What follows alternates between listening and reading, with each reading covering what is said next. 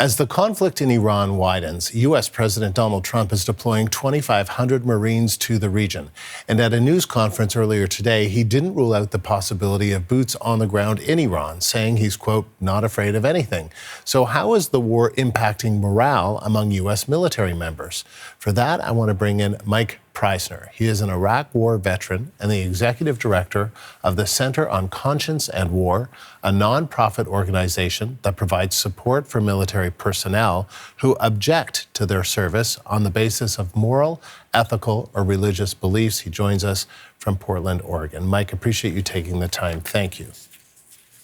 Thanks for having me. So since the start of the war in Iran, what has your organization been experiencing? What is your team hearing from military members? Well, just to start, our hotline is ringing off the hook. You know, we typically handle about 50 to 80 clients per year.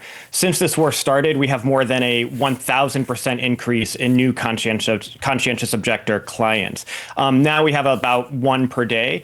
They come from a broad spectrum. We have officers from physicians to fighter jet pilots. We have lower to mid-ranking enlisted from infantrymen to intelligence personnel. You mentioned those 2,500 service members deploying to the Middle East now. We're in touch with at least one of those Marines on that ship. We have ranks from private to major, people who just joined, people with long careers. They're from the Navy, the Army, the Air Force, the Marines, people set to deploy soon, and those who are actually already in theater in the Middle East. And this is only a very small sample size because it is service members who, number one, actually know that our organization even exists. The vast majority do not. And two, people who are willing to take that bold step, telling their command that they want no part in any of this. So for every soldier who has called our hotline, there are countless more who agree with them that aren't ready to take that step. And for every one of those people, there are countless more who agree but don't even know they can call us for options. And so I would say opposition from within the military is much higher than people would expect.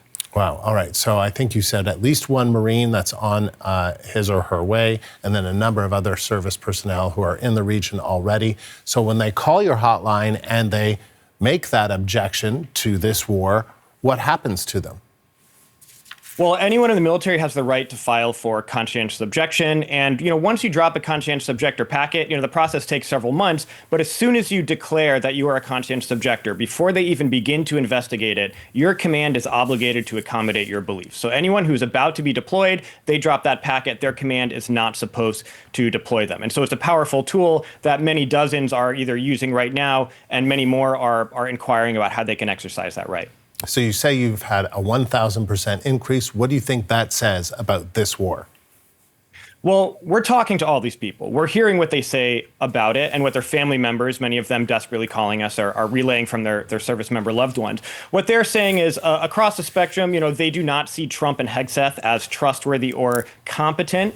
They see this war as a war of choice that has nothing to do with keeping America safe. Others, as Joe Kent has just said in his resignation, see this as a war for Israel after watching years of Israel carrying out war crimes in Gaza and Lebanon. But most importantly, the number one thing that we hear from callers, the most universal rationale that they are given is that they are disgusted at the suffering on the receiving end in Iran, that they want no part in that. The majority of our callers are not trying to get out of this because they're worried about their own lives, but the lives of people in Iran who did nothing to deserve this. More than anything, we have been hearing that the U.S. massacre at the Minab Girls' School was the breaking point for them. That's the most common reason we hear for people why they decided to call us. It may surprise a lot of people, but there's a great degree of humanity and compassion among service members in the U.S. military, and they are thinking very hard about what they're willing to be part of, knowing the conduct of the Pentagon leadership and Israeli forces that they're partnered with. What about the regime that has, been known for some brutal attacks, deadly attacks on tens of thousands of people? That regime, it's still in place, but that the leader was killed. Is that not something that military personnel might want to be part of in terms of that kind of brutality? I'm sure there's some who are. I think the people we're hearing from are people that don't want to be part of killing people in Iran for some kind of, the thing that we've been told for years, in particular by Trump and Tulsi Gabbard and Hegseth and J.D. Vance, that a regime change war in Iran would be an absolute disaster and cause more problems in the long run. That's what their command their chain of command has been telling them for years. Service members today, they're not stupid. They know the legacy of the war on terror, the wars in Afghanistan and Iraq that we were told was going to do exactly what they're saying is going to happen in Iran now, that it's going to bring the Iranian people a better life. And they've learned those lessons the hard way, and I don't think that they're falling for it anymore. What do you think of the president criticizing harshly NATO members who are not coming in to help in this war?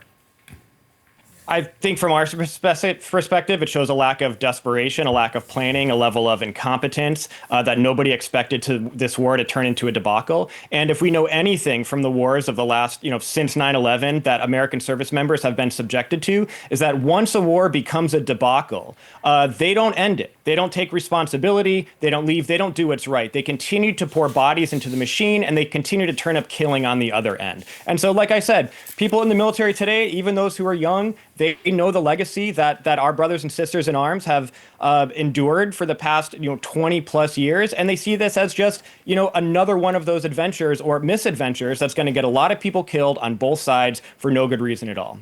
And Michael, let me just ask you, because you said, the number of calls you actually get is probably just a fraction of the number of troops that are very uneasy, don't want anything to do with this. What are the dangers of having U.S. troops in that region prosecuting, if you want to use that word, a war that they want nothing to do with? I think that from our perspective, what is important to us is that we can help people who don't agree with this war and want a way out. We can help all of those people, whether or not they apply for conscientious objection. And, for me, for someone who was a part of the anti-war movement against the Iraq war, since I got home from that war in 2005, a very powerful component to bringing these wars to an end. And so many family members are calling us desperate to save the lives of their loved ones. The most important thing that can happen now is opposition from military families and from service members themselves. Service members are allowed to speak out against war. They have the same constitutional rights that any American citizen has, as long as they're not doing it, when they're in uniform. And so I think if those who are concerned about wanting this to be brought to an end, not everyone has the courage or the resolve to stand up and refuse to take part in it, but they can definitely speak out. And if the Trump administration is trying to wage this war with no restraint at all, which seems to be what they are doing, they may start to have a growing problem on their hands of people who are in the military who begin speaking out about this as well.